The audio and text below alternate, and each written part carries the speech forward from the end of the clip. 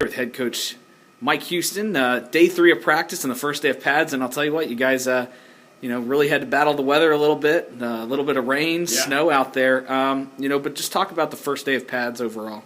Well, I think it was the perfect weather for the first day of pads. For us to kind of reinforce some messages that we're sharing and trying to implement on our team, impress upon our team. So it was good to get a little snow there at the end of practice and a little bit of weather out there. But I think we for day 3, I'm pleased with where we are. First day in pads, there's still a lot of adjusting. Getting used to the new staff, really learning exactly what we want on each side of the ball and on special teams, and establishing our identity. And I think the inside run period we had today is something we're going to be able to use to reinforce to the kids is that we're going to be a team that can physically run the football downhill on opponents and can stop the run.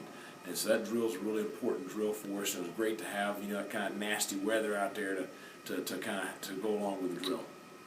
Just talk about finally getting on the pads. I know the guys were really excited to get out there, but to hear the pads popping, right. As a coach, how nice is that to finally get them there? Everybody can look good running around in a t-shirt and shorts and a helmet, but you put the pads on, it adds a different aspect. It brings out some things in some people, and some people have maybe don't perform as well when they get in pads because all of a sudden you got to deal with contact and the tackling and things of that nature. And so, but it's really good because that's you play the game in pads, so you got to figure out what you can do in pads. One thing I've noticed, a lot of instruction right. with these young men. How do you feel the players have really taken to the instruction over the first 3 practices? I think really good. I'm blessed to have a tremendous coaching staff, and that group has a lot of knowledge and just a lot of experience, and they're all great coaches. And I think that the kids are really excited about it because it's almost like they're a sponge soaking up water. Being able to be coached by people that really are experts at what they're doing, and so I think that's the real benefit for the players. As you head into week 2 next Monday and Wednesday, what are going to be the key focuses for you, just in general of this team to keep seeing an improvement from day to day? Probably the biggest thing is just them truly understanding what we want from them, in different drills with the way we're doing things, and just getting on the same page, all the staff getting on the same page. I think that's kind of our goal going into Easter.